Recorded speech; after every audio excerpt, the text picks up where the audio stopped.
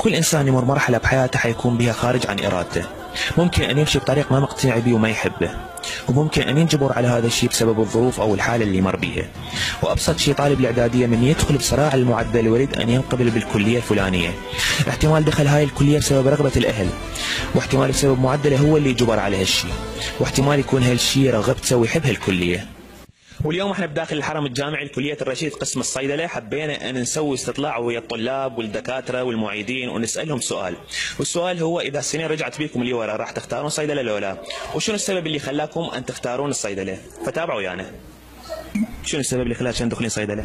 السبب هو شو اسمه، يعني هو حلمي، يعني حلم الطفولة، والحمد لله انه توفقت ويعني جبت المعدل، ما توفقت بالحكومي، فيعني الحمد لله انه صارت كلية أهلية، ويعني رغبة الأهل شيء أكيد هاي وتوفيقهم. السلام عليكم. السلام. شلونكم؟ إذا سنين رجعت بيك ليه راح تختار صيدلة؟ يعني صراحة إيه. ليش؟ يعني هواية أمور. مثل ليش يعني هاي الأمور؟ يعني أمور مادية، أمور معنوية، أمور إلا مادية؟ الحياة يعني إلا مادة، هاي شيء من عنده. تمام. أي. هي اكيد يعني السبب احنا اكيد اللي انا احبه واهم واحد يكون يحب المهنه اللي يدرسها وحتى بعدين ينجح بها، وثاني شيء فلوس فلوس، وبعدين ثاني شيء تعرفنا عليكم وشفناكم. اي والله نشكركم. نشوف الشباب هنا ويانا. السلام عليكم. اذا سنين رجعت فيكم اليوم راح تختارون صيدله ولا لا؟ اكيد. ليش؟ والله جانبين، الجانب الاول ماديا والجانب الثاني كلاوي. واكيد انتم جروب الهيئه ويانا. يا عيوني انت. اذا سنين رجعت فيك اليوم راح تختار صيدله؟ والله لا ما اختار، انا جيت في البدايه فنون جميله، بس بعدين قلنا لنا فلوس وهذا، ثاني هي كلها بس قرايه تعبان نفس، وما صار واحد اصلا يطب صيدله. تمام. بس لا تقول لي طب كليه الرشيد اقول لك ايه على مود الولد، يعني انت مثلا محمد نشوان الولد، فهذا السبب. اما سبب الصيدله دراسه لا ما اطب بعد. اوكي شكرا جزيلا. شلون الشباب؟ مرحبا يا الرباعين، شلونكم؟ عينك خير، شو اخبارك؟ اذا سنين رجعت بيكم شو راح تختارون؟ صيدله لو لا؟ طبعا لا. ليش؟ طبعا لا. ليش؟ شو كتاب صيدله اصلا؟ ليش لا طبيت؟ امي والله امي. من ورا امك؟ اي والله. اوكي زين، انت شنو؟ والله لا ام ولا انا شفت القسم بفلوس. ايه. فبس عقبه خبزه، انا لو رايح هندسه كل شيء ما استفاد. زين. بس على مود الخبزه شو تسوي؟ تمام. ايه. هي بعد اكو عندكم اضافه تريدون تضيفوها؟ والله شجع الطلاب يعرفون الصيدله. وهسه راح اشوف راي واحده من الطالبات. السلام عليكم. يعني؟ لا شلونك؟ اذا سنين رجعت بيشتي راح تختارين صيدله لو لا؟ اي اكيد. ليش شنو السبب؟ يعني هي مستقبلها حلو واحلى شيء للبنيه هي الصيدله، واشوف شخصيتي بيها. بالنسبه لي احلى شيء بالمجموعه الطبيه اللي بنيها الصيدله، هو يعني بنفس الوقت شهاده وفلوس. شكرا لك. اليوم ويانا دكتورة من دكاترتنا اللي هي تخرجت من قسم الصيدلة واللي تسلسلها من ضمن العشرة الأوائل على العراق. شلون دكتورة؟ أهلا. دكتورة شلون دخلتي قسم الصيدلة؟ دخلت يعني ما كان اختياري، بس دخلت للصيدلة صدفة صارت الشغلة، وبعد ما قرينا 5 سنين شفتها بأنه هي أحلى شيء، وإذا يعني رجعت بي السنين وأختار يعني اختار الصيدلة. يعني مصممة على الصيدلة؟ مع الصيدلة نعم. شكرا دكتورة. إذا السنين رجعت بيكم حتختارون صيدلة لو لا؟ يعني هي مو الطموح، طموحي لا ما كان صيدلة، كان عاجبتني طبية، بس يعني راضية، هسه أنا راضية تقريبا راضية. هو أنا لو سألني قبل شهر يمكن كان أقول لك لا، بس هسه إيه أرجع أختارها. ليش شنو السبب؟ ما ادري، بس احس يعني صارت هسه كلش اقتنعت بيها، يعني قمت احس انه صدق انا مثلا من يسالوني اقول لهم ايه انا صيدلانيه، احس ايه اني. حبيت المجال، يعني شلون مكيفه انه راح اتخرج بعد 2 سنين وراح اصير صيدلانيه، عاجبني المجال وحابته، واقول هم زين ما دخلت طبيه، يعني اقول هم زين ما دخلت. ايه تمام شكرا جزيلا. الصيدله يعني كانت اسهل شيء بالنسبه لي، يعني الطب ما طلعت معدله وكلش صعب ما ادبرها، بس الصيدله يعني شيء كلش احبه. اي شيء يعني بالفرع الطبي احب هذا المجال. اي طبعا. ليش شنو السبب؟ يعني ما اتخيل نفسي على الصيدلانيه. اعتقد. شكرا. إذا رجعت بيكم السنين حتختارون صيدلة ولا لا؟ بالنسبة لي لا. شنو السبب؟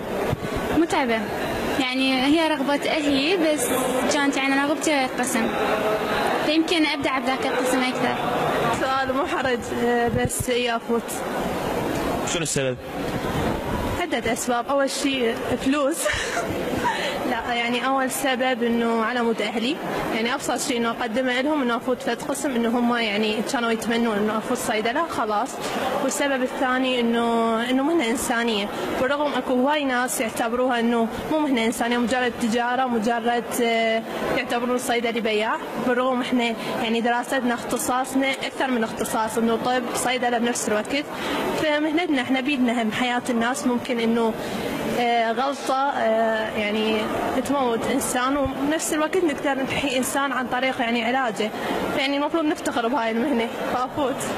أي أنا أختار بصراحة، لأن ولو إحنا بعدنا ما صار وقت هواية، لأن باعتبار بعدنا مرحلة ثانية، بس أختار صيدلة يعني. اي نعم اختار الصيدله، لان هي طموحي وفد مهنه ناسكه وراقيه كلش. اذا رجعت بك السنين حتختار صيدله ولا لا، وشنو السبب؟ طبعا اذا رجعت الحمد لله الصيدله، تعرف انت طموحي كان من البدايه، انت وين تفاصيل هيك؟ لا لا. اذا رجعت بك السنين حتختار صيدله ولا لا، وشنو السبب؟ اي طبعا هو طموحي كان صيدله، والحمد لله والشكر تحقق هذا الطموح. تدري انت الصيدله كواليس.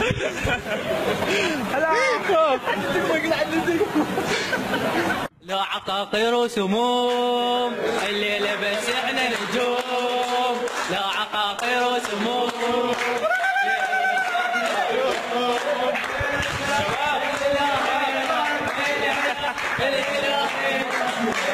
ويانا الدكتورة كانت طالبة بكليتنا وطلعت تسلسلها الأولى على العراق بالصيدلة. دكتورة إذا ترجع بيك السنين راح تختارين قسم الصيدلة؟ أكيد إذا رجعت بي السنين أختار قسم الصيدلة. بالبداية إنه أنا كنت أتمنى مجموعة طبية، معدلي ما ساعدني أطلع أدخل كلية الطب، فطلعت لي إنه أدخل كلية الصيدلة. بالبداية أول سنة ثاني سنة ما حبيت الموضوع، بس بدأت من ثالث سنة بدأ شوي ننفتح على موضوع الأمور داخل الصيدلة، شغلات شوية. بعدين يعني كملت تخرجت، فكلش أحبها واريد اكمل دراسات فيها. رجعت بيكم السنين راح تختارون صيدله ولا لا؟ اي اكيد. شنو السبب؟ حلم الطفولة من غير رغبة الأهل، رغبتي الحمد لله والشكر حققتها وحققت رغباتي. اي اكيد اختار الصيدلة، لأن أول شيء هو عمل إنساني، ثاني شيء هاي رغبتي وقناعتي أنا فتت الصيدلة. أكيد أرجع أدخل الصيدلة، لأن أنا أتمناها أدخل الصيدلة وما أتخيل روحي أصلا بدون الصيدلة. أكيد أدخل صيدلة، أنا المهنة أخذتها عن يعني أنا أهلي، فكلش حبيتها وأريد أكملها عنهم. شكرا جزيلا. رجعت بيكم السنين حتختارون صيدله ولا لا؟ بالنسبه لي اختارها، لان كانت رغبتي، والحمد لله من خلالها تعرفت على صديقات ما اعتقد الحد يعني مثلهم. اختارها، بس هي غلطه وصارت واختارها الصيدله، بس لو رجع الزمن اغلط نفس الغلطه واختارها. اختارها لانه يعني بيها مستقبل بالعراق وشيء يضمن لي مستقبلي. اي ادخلها. شنو السبب؟ تعرفت بها على صديقات ما حد ما يقدر يعوضني عنهم. هي كانت اختيار اهلي مو اختياري، بس لو رجع الزمن اختار هاي. اذا رجعت بيك السنين حتختار صيدله ولا لا؟ والله الصراحه احمد ما اعرف، بس هي يعني شلون ما اقول لك رغبه مال اهلي، بس انا لو بيدي ما ادخل صيدله. زين انت برايك اللاعبين الحديد اللي يستعملون مكملات غذائيه هي شلونها ضاره فيها فد امور؟ مو هي كل من ونوعيته، يعني مثلا اكو شركات راقيه هاي تنتج شغلات كلش قويه. هسه مثلا عندك شركه الانيمال، تنتج منتجات من عام 1986 كلش قديمه، ويرقى الشركه تقريبا هسه مال المكملات. وشوفوا اصلا يعني هي المكملات يعني مكمل غذائي، يعني مو مثلا اي واحد ياخذ مكمل غذائي راح يسعد جسمه او شيء، هي مكمل اكلك هو الاساس، يعني لازم يعني اكلك لازم يكون مثلا متنوع، كاربو، بروتين، معادن، فيتامينات، الياف، كل شيء لازم. سنين رجعت بيكم حتختارون صيدله ولا لا؟ ايه راح اختارها، لانه هي مهنه كلش حلوه، صح دراستها صعبه بس حلوه، فيها دلال كلش هوايه. وانتي؟ اكيد 100% راح ارجع اختارها طبعا. شنو السبب؟ لانه مهنه حلوه البنيه، انا اشوفها كلش ناسكه، وهم يعني بيها مستقبل حلو وفلوس ويعني اي طبعا انا اختار صيدله، وكل يعني بكل عزم اختار صيدله لانه احسن من طب اسنان. طب اسنان بعدين يراد له كسر ظهر راح انكسر ظهري، والطبيه يراد لها تعب، فاحسن احلى شيء صيدله وانسب شيء. شكرا جزيلا. اذا رجعت بيك السنين حتختار صيدله ولا لا؟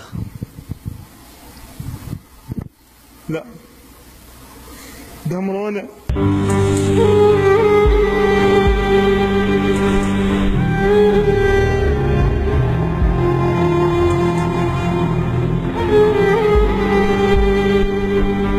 كان بالبداية عاجبني هندسة، بس شاء القدر أن أدخل صيدلة وشفتها كلش حلوة، دراستها كلش حلوة، صح صعبة هي وصح ما ذو شكو بالمادة أني، بس يقولون حلوة وبنفس الوقت هي فلوس.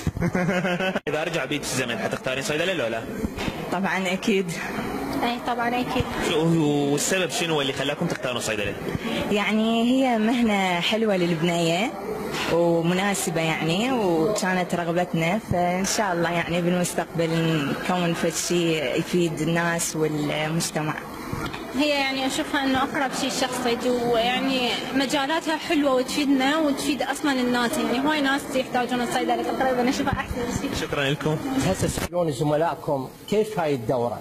احكي امانه انا ما بقى وياكم بس محاضره واحده ممتازه بكل معانيها باخلاقكم. اتمنى هاي الاخلاق تنعكس على العمل مالتكم بالمستقبل. اتمنى هذا الشيء، اتمنى انا شخصيا اتمنى اشوف طلبتي يشتغلون بشكل انساني وليس شكل مادي. الماده ترى تجي يرزق من يشاء من حيث لا يحتسب، الله يرزق الانسان بس لازم رزقه يصير حلال حتى يبارك به. هذا احب اقدم هاي النصيحه واتمنى لكم كل التوفيق.